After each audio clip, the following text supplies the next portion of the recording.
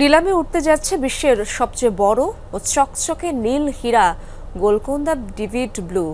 ভারতের গোলকোন্দা খনি থেকে পাওয়া 23.24 ক্যারেট ওজনের এই রত্নটি বিক্রি হতে পারে 35 থেকে 50 মিলিয়ন ডলারে। একসময় ইন্দোরের মহারাজার মালিকানা ছিল এই হীরা। নিলামটি অনুষ্ঠিত হবে 14 মে সুইজারল্যান্ডের জেনেভায়।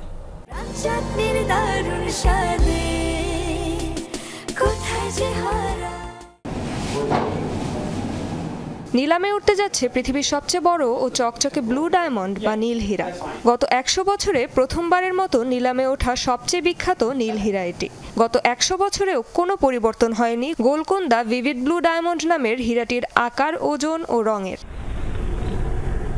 যুক্তরাজ্য ভিত্তিক নিলাম প্রতিষ্ঠান ক্রিস্টিজ নিলামে তুলছে 23 ক্যারেটেরও বেশি ওজনের এ চোখ ধাঁধানো হীরাটি। আগামী 14 মে সুইজারল্যান্ডের জেনেভায় 4 সিজনস হোটেলে আয়োজিত হবে এ নিলাম। 35 থেকে 50 মিলিয়ন ডলারে বিক্রি হতে পারে ডায়মন্ডটি। বোরনের কারণে গাঢ় নীল রং ধারণ করেছে এ ভিভিড ডায়মন্ডটি। দক্ষিণ মধ্য ভারতের বিখ্যাত গোলকোন্দা খনি থেকে উৎপত্তি এ হীরার।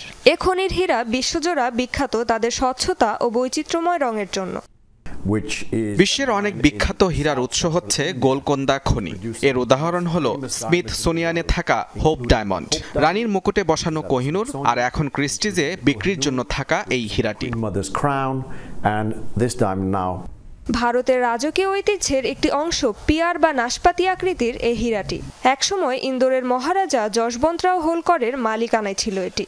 এরপর বহু খ্যাতনামা জুয়েলার ও সংগ্রাহকদের হাতে হাতে ঘুরেছে রত্ন।